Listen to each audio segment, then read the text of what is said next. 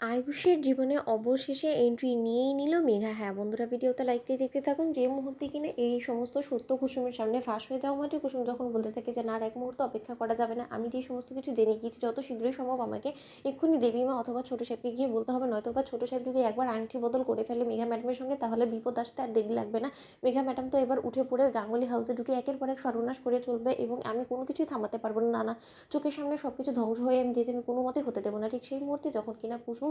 দৌড়ে যায় এবং সেখানে কুসুম যাওয়ার আগেই যখন কিনা ইন্দ্রাণী গাঙ্গুলি আশীর্বাদের অনুষ্ঠান শুরু করে দেয় এবং একের পর এক বাড়ির লোকেরা সমস্ত লোকেরা যখন কিনা আয়ুষ এবং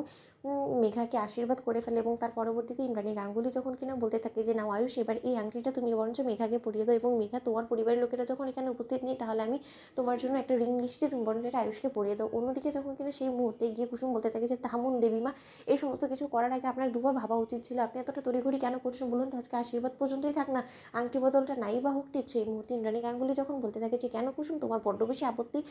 আছে বলে আমার মনে হচ্ছে, কেন তুমি আপত্তি করছো বলো, এর কোনো ভ্যালিড রিজন থাকলে তুমি আমাদেরকে দাও। ঠিক সেই মুহূর্তে মীনাক্ষী যখন বলতে থাকে যে দিদি, আমি তোমাকে আগেও বলেছিলাম না যে এই মেয়েটার মনের মধ্যে আয়ুষকে নিয়ে কিছু না কিছু একটা ঘোরপাক খাচ্ছে, তার জন্যই হয়তো বা এই মেয়ে বারবার করে আয়ুষের বিয়ের একের পর এক অনুষ্ঠানে ব্যাঘাত ঘটানোর চেষ্টা করছে। এই মেয়েটা মোটেও সুবিধার নয় দিদি, তুমি সেটা আরও একবার প্রমাণ পেলে তো, তার সত্ত্বেও কেন আমাকে তুমি অবিশ্বাস করো, আমার সেটাই মাথায় ঢুকছে না। অন্যদিকে মেঘা যখন বলতে থাকে যে না অবশ্যই কুসুমের যখন আপত্তি আছে তাহলে নিশ্চয়ই কুসুমের একটা কিছু খটকা লেগেছে, কি কুসুম তোমার কোথাও অসুবিধা আছে তাহলে তুমি বলো, আর হাজারো তুমি তো গাঙ্গুলি পরিবারের একজন সদস্য, তাই না? ঠিক সেই মুহূর্তে ইন্দ্রাণী গাঙ্গুলি যখন বলতে থাকে যে দেখো কুসুম, তোমাকে আমি আমার পরিবারের একজন সদস্য বলে মানি, ঠিক আছে, কিন্তু তাই বলে সব জায়গায় তুমি নাক ঢোকাবে এবং তুমি সব বিষয়ে কথা বলবে, মাথা ঘামাবে, সেই সমস্ত কিছু কিন্তু আমি একদমই তোমার কাছ থেকে এক্সপেক্ট করি না। আমার আশা ছিল যে তুমি হয়তো বা ভদ্রতা এবং সভ্যতা বজায় রাখবে, কিন্তু তুমি তো দেখতে পাচ্ছি যে না, দিনকে দিন আরও বেশি বেয়ারা হয়ে যাচ্ছে, এরকম কেন করছো বলো তো কুসুম। ঠিক সেই মুহূর্তে কুসুম যখন বলতে থাকে যে দেবীমা, আপনি আমাকে ভুল বুঝছেন, আপনি আমার কথাটা একবার বোঝার চেষ্টা করুন। ঠিক সেই মুহূর্তে যখন কিনা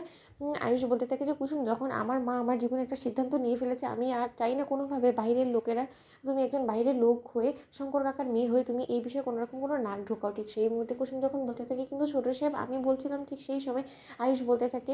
যে মা তুমি আংটিটা দাও, আমি এক্ষুনি মেঘাকে পরিয়ে দিচ্ছি। অন্যদিকে যখন কিনা আয়ুষ মেঘাকে সেই আংটিটা পরিয়ে দেয় এবং মেঘা যখন কিনা বলতে থাকে যে কুসুম, এই যে তোমার বন্ধুর হাতে আমি আংটিটা পরিয়ে দিলাম, আমি বুঝতে পারছি তোমার মনের অবস্থাটা, তুমি আয়ুষকে খুব ভালো বন্ধু মানো এবং তোমার মনে হচ্ছে যে হয়তো আমাদের বিয়ে হলে তোমার সঙ্গে আয়ুষের বন্ধুত্বটা আমি মেনে নেবো না। সেরকম ভয় পাওয়ার কোনো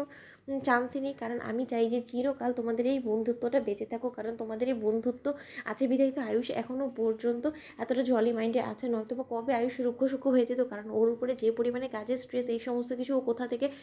বার করবে বলো তো, এই স্ট্রেসগুলো তো তোমরা আছো পাশে বিধায় তো এই সমস্ত কিছু করতে পারে, তাই না? তো বন্ধুরা লাইক এবং শেয়ার করো, সাবস্ক্রাইব করতে ভুলো না।